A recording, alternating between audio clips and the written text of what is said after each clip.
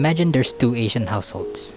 I'm Asian, so I can friendly fire. And in each household, there's a family of three with a 21-year-old son who's addicted to playing video games. In household 1, the mom yells at her son and then says, "You play too much video games, you need to stop and get a job." But in household 2, his PC fucking breaks, so now he has to get it fixed. He needs to get a job, and get the money to fix, and then yada yada yada. So the question is, in both households, who do you think will most likely quit playing video games in order to be a little more productive?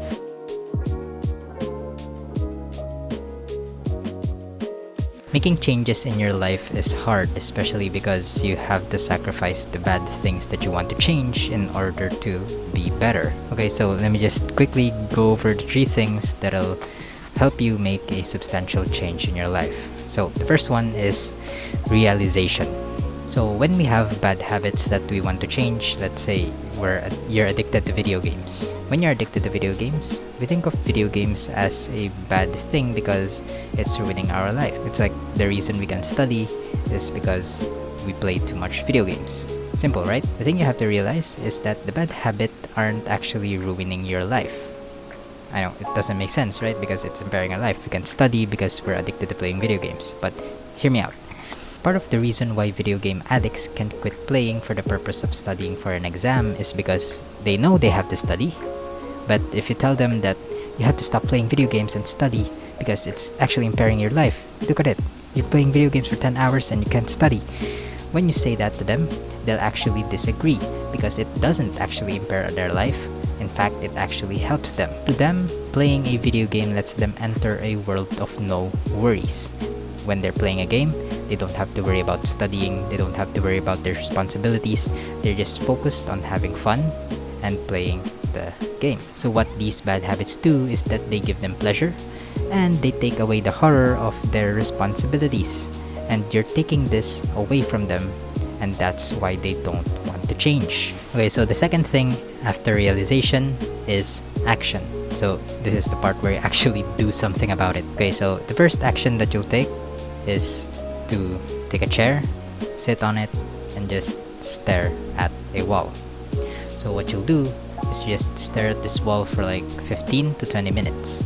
And what you'll notice, if you've done it for long enough, thoughts will start popping up. Oh, I need to do this. I need to study.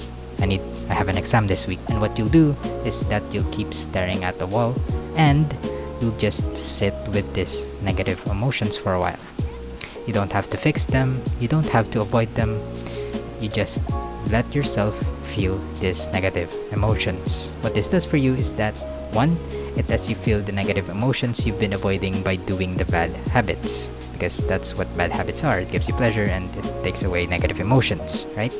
And 2, it lets you have a clearer mind. So when you try to decide on what to do, you'll have a clearer mind, and so you'll decide better. So the next step, after you've sat down with your emotions, now that you have a clearer mind, the next step is to list down all of your problems. What the fuck do I mean? So all of the things that you think are a problem on you, you list them down. So let's say I'm addicted to playing video games, so I list them down. Problem 2, I can't study, so I list that down. So once you've listed down all of your problems, look at it and then pick one. It's up to you whether you pick the easiest one to fix or the thing that's needed to be fixed the most. If you can't decide, I suggest that you pick sleep or physical health or mental health. That's like the 3 foundations of self-improvement. Once you've picked one, imagine a goal on that. So imagine that when you've fixed this problem, what would it look like? And that'll be your goal. And so after you imagine a goal, ask yourself, can you achieve that right now? So when I'm addicted to video games, right? For that to be fixed, I need to not play video games. Can I achieve that right now? I don't think so. So if the answer is no, break that goal into 2 parts. So not playing, I break those into 2 parts and ask yourself, what are the things that are needed to achieve this goal? And that'll be those 2 parts. So after you broke them into 2 parts, ask yourself, can you achieve one of those right now? Can I turn off my PC now? I don't actually want to, because what's the fucking point of this, right? Can I go to the gym now? I can't really go to the gym now because I'm playing, right? Okay, so break those into two parts. Let's try the gym one. Break those into two parts. So what can I do in order for me to go to the gym right now? So you keep doing this until you can literally do something right now, or in the next 5 minutes. So what this does for you is that 1, it breaks your goals down into something actually achievable. And then 2, it sets you up for progress because now you have an order of things for you to do. So it's like a main fucking quest line. So now that you have something to do, the next step is to actually do it. Whenever you feel like this is impossible, then you did it wrong. So you go back and break your goals down into something more actually achievable, because that's the main point. That's action. So the last step after realization, after action, now is correction. So whenever you're changing a bad habit into a good habit, or whenever you're changing yourself in order to be better, chances are the first time you do it, you're gonna fail. So what you're gonna do is to let yourself fail. But when you do fail, try to correct what you did wrong so that the next time you do it, you don't fail again. That's the nature of failure. I know failing feels like changing won't ever be good enough, or it feels like the pain you're feeling right now will go on for so long, but I promise you, it won't. But for now, you have to let yourself feel the pain of failure. That's how you can correct it, and then the next time you do it better. And that's how you learn, and that's how you make a substantial change in your life. So to summarize, realization, you have to realize that the bad habits don't actually impair your life. In fact, it helps you. It helps you take away the negative emotions that you're feeling right now. So next is action. Once you've realized that, the action you will take is to actually sit with that negative emotions. You don't have to fix it. You don't have to avoid it.